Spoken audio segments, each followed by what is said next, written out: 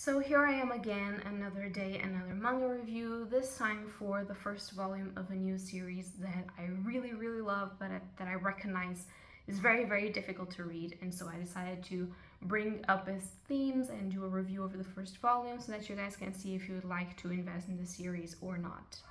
Hello beautiful bookworms, my name is Katarina and welcome to my channel, and today I'm going to be doing a review for, as I've stated, a manga that is the first volume of a manga series that is coming out. It's fairly recent. I don't believe that there's more out in the English language at the moment, that I truly love, but that I was truly hurt by, and that I decided that I wanted to bring up to you guys and just jungle all of these feelings and all of the things that I've read and the warnings that I have to give, and see if any of you guys would like and enjoy this manga.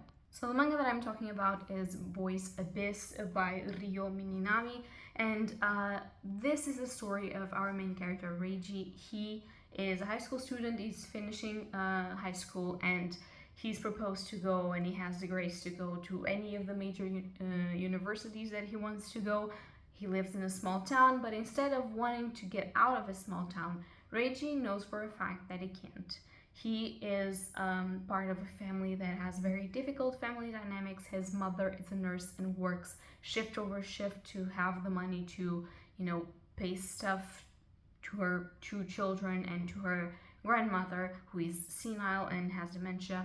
And she is also a primary caretaker of her mother, Reiji's grandmother. So she is also struggling with burnout and depression, and she ends up putting all of the pressure on Reiji because his older brother is a shut-in, and he's a very violent shut-in. So when he doesn't get anything that he wants, he will hit their mother and he will scream and make a fuss and destroy the house. And so Reiji had to grow up fairly fast to be also a primary caretaker to his grandmother, who has dementia, and she has a lot of she pisses herself and has a lot of other problems that happen, and he's the one that has to take care of it. He also has to take care of groceries, take care of his brother, take care of his mother and everything, and so he knows that he won't be able to leave that small town, and he is fairly depressed about the situation. He also has a lot of run-ins with someone that was supposed to be one of his best friends from elementary school, but that now has turned into kind of sort of a mafia bullying kind of guy that asks him to go buy cigarettes for him and do other horrible things. And he's very verbally and physically abusive to Reiji, and so his life is very depressive. Trigger warnings for all of these things like familial problems, dementia, violence, abuse, being the primary caretaker of your family at an age that you're not supposed to be, and also, depression, of course, and also abuse from his friend. And one day when he's getting some food for the house, he notices this girl called Nagi, and she is actually living in secret in that small town because she's one of the most popular idols in the world. But her career has been taking a break. Nobody knows why. They say it's for health reasons, and she's there with him. They meet, and he recognizes her and gets flipped out over the moon about it. But she starts talking to him, and she's like, okay, this has to be our secret because nobody can know that I'm here. But she's also incredibly depressed, and one night when they are going through town, they end up at this bridge where supposedly a lovers couple drowned, and she turns to him and says, let's make a suicide pact. Since you'll never get out of this small town and your life is miserable, and since I want to die and we don't know why, let's just do this pact and we will both die together in here like the lovers did. So of course you can already see for the main topics of the manga, it's an extremely triggering manga. It has a lot to do with depression, it has a lot to do with suicide ideation, and obviously because it all has these colors of these two people that are so extremely desperate, that are both toxic to each other and want to end their lives, you see something really ugly that is struggling with mental illness and actually struggling with your daily life and everything that you thought for yourself that you are kind of seeing that is not possible. You see this something ugly, something like let's end our lives, as something poetic and beautiful, which at the same time, if you're reading this with close attention, you will see that it's not. In every page, you can see the true desperation of these two characters. You can see how depressed you get whilst you still read on and you're wanting to try and understand more about Nagi and want to see Reiji get his life together, be able to get out and be the person that he was always meant to be. But you see that they're like carving their own graves, like going into this horrible place where no one can follow them and nobody knows they're there, and they're both influencing each other into believing like, yeah, I have nothing else to live for, so dying with you will be the perfect thing and the most meaningful thing in our lives. We also get to know that Naji is more interested in also having a physical relationship with Reiji than just, this psychological relationship, which is fairly,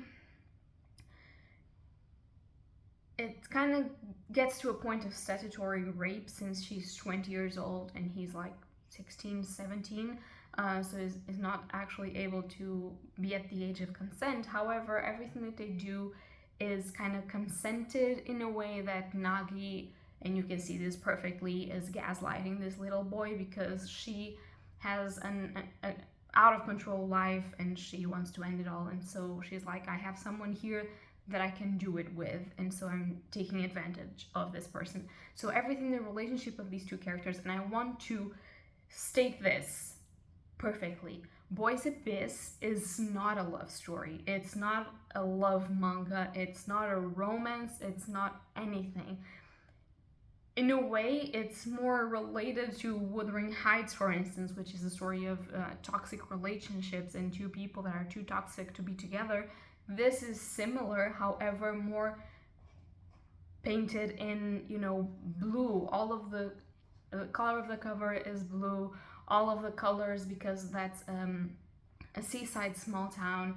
It's not really seaside, it has a river, It's very bluish, and everything is colored with the blue of sadness.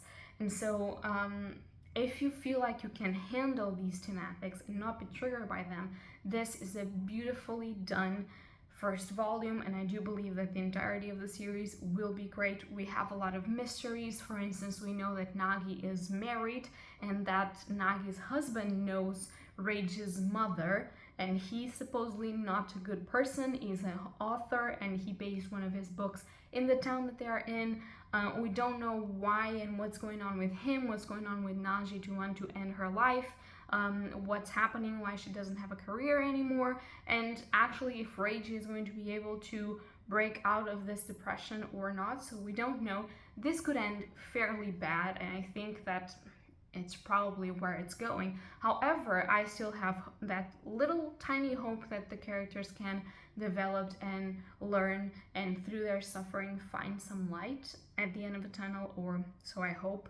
So I do think it's a very beautifully done volume. I really like the first volume, and I think that if you like the first volume, you will want to get all of the volumes, because if this is the state of the first volume, then all of the others will have the same emotionally charged relationship, emotionally charged environments, emotionally charged ambience, you know what I mean.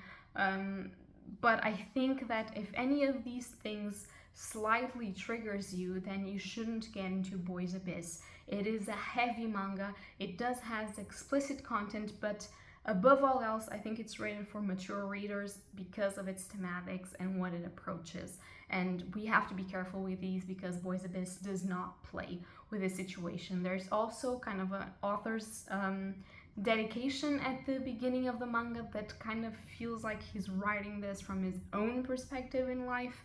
And so taking that with a grain of salt, because I don't know if this is true or not, you can see that there's a lot of sadness and melancholia and depression going on this novel, on this manga, sorry. And I do think that's going to be the theme for the rest of the series. I loved Boys Abyss. I loved Volume 1. I want to keep reading it. But I do know that not unlike some other recommendations that I do for manga, this is actually dangerous in a sense if you are battling depression or feeling depressed or having some sort of lifestyle that equates with the main character's lifestyle, because I sort of got to know that in firsthand, in first person, and it actually made me cry and feel, desperate as he is, which is not something that you want when you're on a path for recovery. However, I do feel like I can handle this story. I do feel like it is beautiful and I want to know more about it, but proceed with care. So that's all for today's video. I'm so sorry that it was a little bit of a more depressive tone and serious tone, but I think that's the way that we have to talk about this manga in particular. So that's going to be all for today. If you guys enjoyed it, please leave a like or subscribe, and tell me in the comments down below if you've actually read or thinking about reading Boy's Abyss. That's going to be all for today, and happy readings to you all. Bye!